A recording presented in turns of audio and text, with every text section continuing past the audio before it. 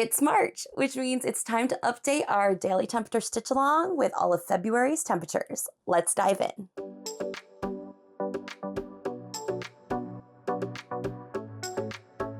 Welcome back. If you're new to the channel, my name is Lauren. I am the fiber artist, quilter, and surface designer behind Garden Girl Studio. And today we're going to be working on our daily temperature stitch along project. For 2025, we're doing a tree design, which is a ton of fun. We're tracking the daily high temperature, the daily low temperature, and we are stitching it with thread to track it throughout the year. If you're new to the project, this is how it works. You can get a copy of this year's design on my website. I'll have it linked in the description below. And you can download this temperature color key chart. You can fill it in with the temperatures in your area. Your temperatures might be different than mine. You are going to set a range for your temperatures, and you are going to set a corresponding thread color or floss color depending on the temperature range. Each day, you are going to track the daily temperature, and at the end of the month or at the start of the next month, we are going to get together and we are going to stitch up a whole bunch of stitches into our project to make a beautiful tree by the end of the year. So basically, we are going to be making dashes for the high temperatures. Thank you to everyone who chimed in about the low temperatures. Optional, you can add the low temperature by adding French knots. I'm going to show you how all of this works. And then each month, we're going to make a corresponding floral or foliage design to kind of give a summary of all of the temperature colors that we used for that month. To pull you into kind of the recap for what we saw with February, or what at least I saw here in New York State, USA for February, we saw a lot of temperatures. We had a pretty big range. So I saw the highest daily temperature that we saw here was 45 degrees Fahrenheit, but our lowest low was -9 degrees Fahrenheit. So what does all this mean? We're going to, you can see on my chart here, I have the date, the temperature, so this is the high temperature for that day, which thread code number that temperature corresponds to, and my shorthand for what color that actually is. So on the 1st of February, it was 27 degrees. So I'm going to be using floss number 161, which is this dark blue color to represent the temperature from that day. We're going to be using all of our high temperatures to fill in dashes in our project. We're going to be using all of our low temperatures to fill in French knots. If you feel uncomfortable with French knots, don't worry. I'm dropping a tutorial in the description below, so I'm going to drop a link to that, or you can find it right up here. I'll put it right in here so you can just click on it and head over to that video. And the French knots, adding in your low temperatures is totally optional, but I actually really like how it's filling in the tree. So the French knots are the ones that look like little circles, and the dashes are just a simple little like seed stitch. It's just a simple little classic stitch. It's really easy. So let's dive in. This project is pretty fast. It shouldn't take you more than an hour or so, maybe an hour and a half, depending on how fast you want to stitch. Personally, I like to kind of get through my projects, but if you want to, because I'm feeling busy today, so I know this is going to take me very long, but if you want to be slow and relaxed and methodical about it, take your time. Grab a cup of tea.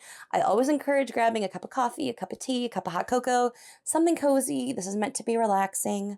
I tend to move kind of fast, but feel free to use this as a time where we can just sit and chit chat and hang out and stitch a project once a month. It's an easy one. I'm going to have, again, the design template and basically a color key chart that you can fill in with your own temperatures and the corresponding floss colors in the description below. And I'm also going to link how to get set up. The video that we did last month, I'll link that in the description below too so you can get caught up. Every month, I'm going to be adding these videos to a playlist. So if you're catching us in the middle of the year, that's totally cool. You can catch up anytime you want. And if this is the first month you're joining us, feel free to just start right with February. Basically, it doesn't really make a difference where you're filling in your dashes. I'm going from one side of the tree to the other, but just feel free to start filling in, and you can always add January 2026's temperatures to the end if you want to just start right now. We'd love to have you. So let's go ahead and get started, and I'm going to show you exactly how I'm filling in all of my temperatures for the month of February. For the month of February, I've added up all of my temperatures. So these are all my highs and these are all of my lows. So these are going to be all of our dashes and these are going to be all of our French knots. I need to add 12 dark blue dashes, 9 light blue dashes, 6 lavender dashes, and 1 mauve pink dash for that 45 temperature high. For our French knots, I'm going to be adding 6 light green dashes, 10 light blue dashes, 6 green dashes, and 6 dark blue. And I'm not going to worry about putting them in exact order. I don't want to have to keep rethreading my needle. So we're going to start with all of our 12 dark blue dashes, and I'm going to kind of scatter them through this space. And then I'm going to keep adding, you know, to our light blue dashes, our lavender dashes, and our 1 mauve pink dashes until I have a good grouping to represent all of February. Once I've done that, I'm going to add in all of our French knot colors, sort of interspersed. So you can see how I did January's temperatures.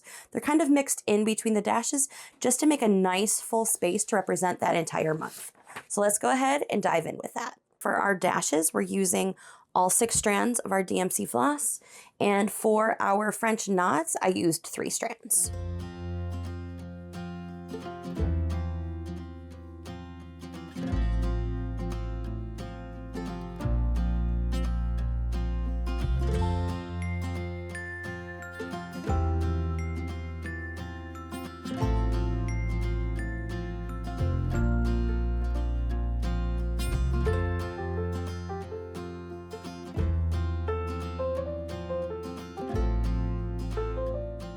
Now we're going to fill in our French knots. Again, I'm using just 3 strands of our DMC floss, and I am doing 3 loops. So when I wrap around my needle, I'm going around 1, 2, 3 times to give us just a nice full knot.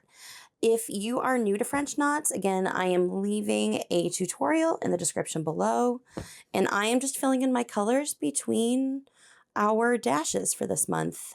This part is optional. You totally don't have to add French knots if they're not your thing, and I know sometimes they just really aren't. That's totally okay. You don't have to add them in.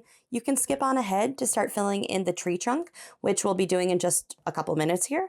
But if you want to have a fuller tree, and if you want to add in just your low temperatures using French knots, I kind of love how it's coming out. I'm actually really excited about this. I'm glad that you all were on board for adding in low temperatures with French knots because, yeah, I think it's going to really enhance our tree. So thanks for coming through and giving me your opinions, guys. I absolutely love that.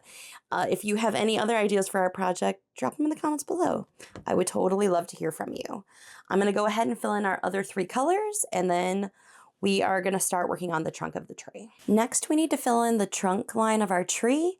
This month I go by the high temperatures, so whatever you decide to do, just stay consistent.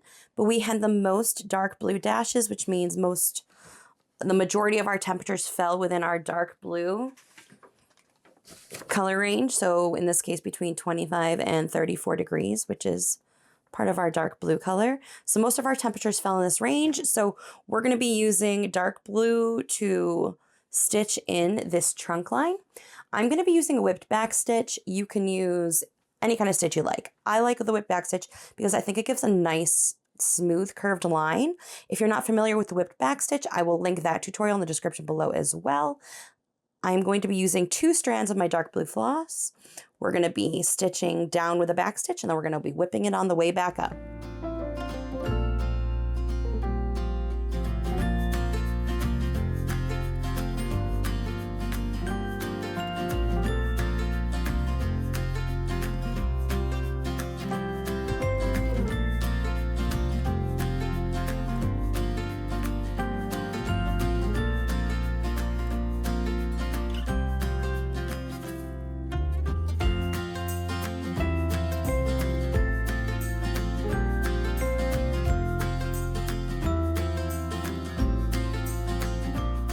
Now it's time to add our floral feature or our foliage feature to represent our month as a whole. This month we have little grass coming up, these 3 little lines, but we had, or at least here in New York, I had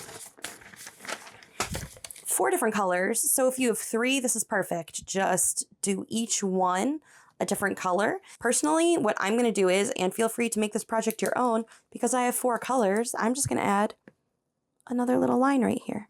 And especially because my mauve pink, there's only one. There's not much of it, so I don't need it to be a big line. But I'm going to add in a fourth line. Feel free, adapt, and make it your own. All of our temperatures are going to be totally different. We're going to be filling these in with a whipped back stitch as well.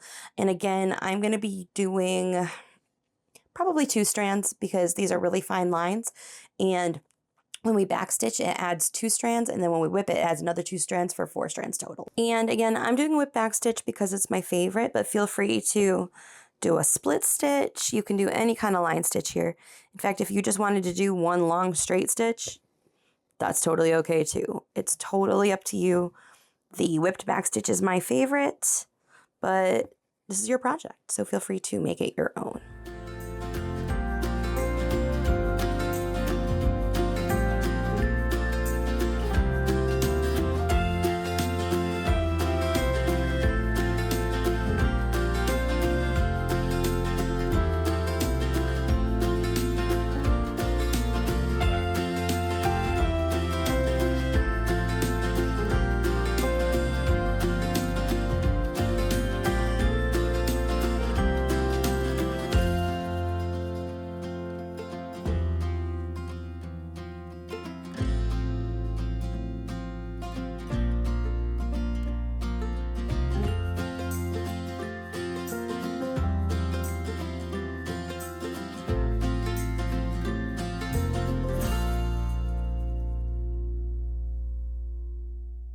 We did it. We added all of February's temperatures to our stitch along.